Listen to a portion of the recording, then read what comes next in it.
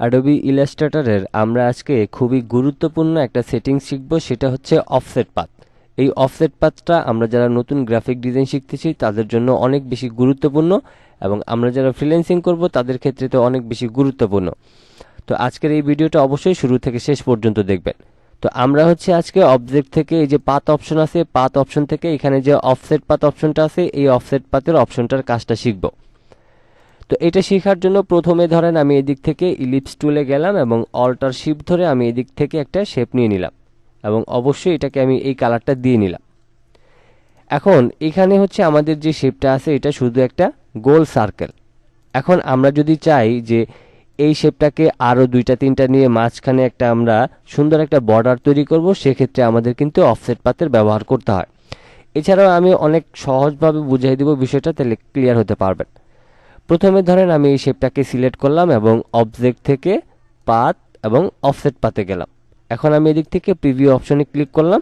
এখন এই যে দেখেন এই যে ভিতরের যে সার্কেলটা আছে এটা কিন্তু আমাদের মেইন পয়েন্ট ছিল। এখন আমাদের এদিক থেকে যখন প্রিভিউ দিয়েছি এবং এদিক থেকে অফসেটে যখন 9 পিটি ছিল, তখন কিন্তু এখান থেকে এতটুকু যে অপশনটা আছে সেটা কিন্তু আমাদের বাড়তি হয়ে গিয়েছে। তো এখন আমাদের এই যে অংশটা আছে এটা আসলে আমরা কতটুকু রাখবো, এটা কি আরো ছোট করতে চাই নাকি আর একটু বড় করতে চাই, সেটা কিন্তু আমরা নিজেরাই ডিসাইড করে নিতে পারবো। তো আমি যদি এখন এই সংখ্যাটাকে কমিয়ে দিই, দেখেন এই যে এখানকার যে অংশটা আছে সেটা কিন্তু কমে যাচ্ছে আস্তে আস্তে। আমি ধরেন এতটুকু রেখে ওকে করে দিলাম। এবার এখান থেকে আমি ধরেন হোয়াইট কালার করে দিলাম। এরপর এই যে হোয়াইট কালারটা আছে পিছনে, আমি বোঝার সুবিধার্থে ব্ল্যাক কালার করে দিচ্ছি। এই যে ব্ল্যাক কালারটা আছে এটা কিন্তু আমাদের অটোমেটিক্যালি সিলেক্ট হয়ে যাবে। এবার এইটাকে সিলেক্ট করে আমরা যদি আবারও অবজেক্টে যাই, অবজেক্ট থেকে আমরা পাথ অপশনে যাই এবং অফসেট পাথে যাই, এবং এদিক থেকে যদি প্রিভিউ অপশনে ক্লিক করি, দেখেন এইটার মতো করে কিন্তু আরও একটা শেপ এদিকে চলে আসছে। তো এখন এই যে অফসেট আছে এখানে 5 পিটি আছে, আমি এটাকে এখন একটু বাড়িয়ে দিব। আমি এটাকে বাড়িয়ে দিয়ে ধরেন এতটুকু রেখে হিট ওকে। এবার আমি এখান থেকে এই কালারটা দিলাম। এখন যেটা দাঁড়াইলো সেটা হচ্ছে যে এই যে মাঝখানে যে কালো বর্ডারটা আছে সেটা কিন্তু আমাদের মাঝখানে তৈরি হয়েছে। এটা যদি আমরা অফসেটের মাধ্যমে করি তাহলে কিন্তু এই শেপটা নেওয়ার জন্য আমাদের সহজ হয়ে যায়। কিন্তু এটা যদি আমরা আরও অন্যান্য ওয়েতে তৈরি করতাম সেক্ষেত্রে আমাদের উপরে নিচে ডানে বামের একটা ঝামেলা থাকতো। তো সেক্ষেত্রে এটা অফসেট পাথ দিয়ে করলে খুবই সহজ হয়ে যায়। এখন এই যে এইখানে যে আমাদের ব্ল্যাক কালারটা আছে এটাকে যদি আমি হোয়াইট কালার করে দিই, তাইলে আমরা প্রপারলি বিষয়টা বুঝতে পারবো যে আসলে অফসেট পাথের মাধ্যমে আমরা একটা শেপ থেকে একাধিক কপি করে এবং সেটাকে আমাদের প্রয়োজন অনুযায়ী বড় ছোট করে ঠিক এইরকম একটা শেপ তৈরি করতে পারি। ওকে, এই বিষয়টা তো বুঝলাম।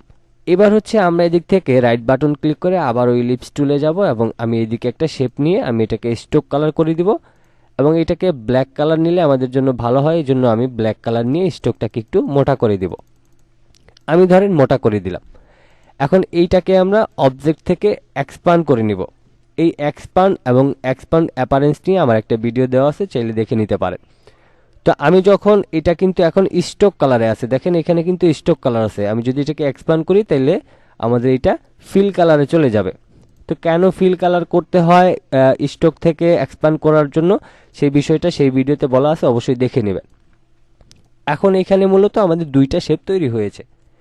এবার আমরা যেটা করব এটাকে হচ্ছে অল্টার এবং শিফটটাকে ধরে রেখে ধরেন আমি এটাকে এইখানে বসিয়ে দিলাম। এখন এইখানে বসিয়ে দেওয়ার পর এখন যদি আমরা মনে করি এই যে আমরা শেপটা নিয়েছি এই শেপের এই অংশটাতে আমাদের কাটতে হবে একটু অংশ, এই অংশটাতে একটু কাটতে হবে, এবং এখান থেকে এই অংশটাতে একটু কাটতে হবে, এই অংশটাতে কাটতে হবে। তো সেই ক্ষেত্রেই কিন্তু আমরা অফসেট পাথটা ব্যবহার করতে পারি। তো আমরা এখন ধরেন এটাকে সিলেক্ট করলাম, সিলেক্ট করে অবজেক্ট থেকে আমরা যাব পাথ এবং এদিক থেকে অফসেট পাথ অপশনে যাব।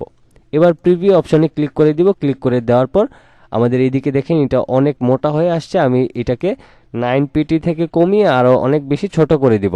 That okay. এবার আমরা ওকে করে দিলাম।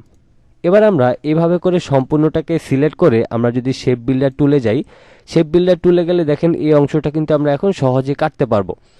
তো আমরা ধরেন অল্টার ধরে মাউসের লেফট বাটনটাকে ক্লিক করে এইভাবে কেটে নিলাম এবং এখান থেকে এইভাবে কেটে নিলাম। ফাইনালি আমাদের এই দিকটা কিন্তু কাটা হয়ে গেল। তো আমি এখান থেকে মাউসের লেফট বাটন ক্লিক করে এখন এইটাকে জয়েন করে দিলাম। দেখেন কতটা সহজে কিন্তু আমাদের এটা মিলে গিয়েছে। এবার হচ্ছে এখানটার যে অংশটা আছে এটাকে হচ্ছে আমরা অল্টার ধরে মাউসের লেফট বাটনটাকে ধরে কেটে নিলাম এবং অল্টার ধরে মাউসের লেফট বাটনটাকে ধরে এই অংশটাকেও কেটে নিলাম এবং এখান থেকে আমি এটাকে জয়েন করে দিলাম। তো আশা করছি অফসেট পাতের বিষয়টা সহজে ক্লিয়ার করতে পেরেছি।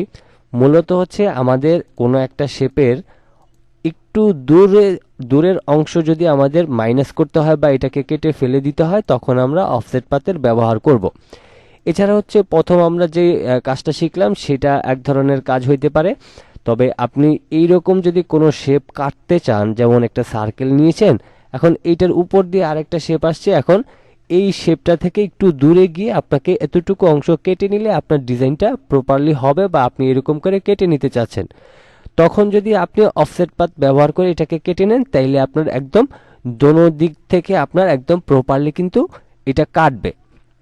অন্যথায় আপনি কিন্তু অন্য ওয়েতে কাটতে পারেন। যেমন ধরেন আপনি যদি এদিক থেকে লাইন সেগমেন্ট টুল নিয়ে ধরেন এটাকে সিলেক্ট করে আপনি যদি শেপ বিল্ডার টুলের মাধ্যমে এখান থেকে কাটেন, এটা কিন্তু আসলে কাটাটা প্রপারলি হয় না।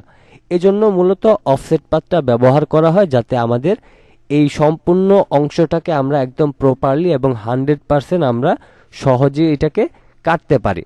তো এখন একটা জিনিস দেখেন, এই যে দেখেন এই অংশটাকে হালকা একটু বাঁকা হয়ে কেটেছে এবং এখানকার দেখেন হালকা একটু বাঁকা হয়ে কেটেছে এবং এখান থেকে এটা হচ্ছে যেই রকম ভাবে কাটা হয়েছে এটাও কিন্তু সেম একইভাবে কাটা হয়েছে। তো এটা যদি আমরা অফসেট পাতের মাধ্যমে না কেটে আমরা এদিক থেকে লাইন বা পেন টুলের সাহায্য নিয়ে এটাকে এদিকে একটা অবজেক্ট তৈরি করে কাটার চেষ্টা করতাম, তখন কিন্তু দেখা যেত কি এইটা একরকম কাটা হয়েছে এবং এইটা একরকম কাটা হয়েছে এবং এটার সাথে এটারও মিল নেই। তো সেক্ষেত্রে আমাদের শেপটা কিন্তু সুন্দর হবে না। তো এই জন্য মূলত আমরা অফসেট পাতটা ব্যবহার করে থাকি এবং অফসেট পাত ব্যবহার করে আমরা একদম প্রপারলি এই অংশগুলিকে কেটে নিই। আজকের মতো এই পর্যন্তই ছিল। ভিডিওটি ভালো লেগে থাকলে অবশ্যই একটি লাইক দিয়ে দিবেন যাতে নতুন করে ভিডিও বানাতে আমার আগ্রহ প্রকাশ হয়। সবাই ভালো থাকবেন, সুস্থ থাকবেন। আল্লাহ হাফেজ।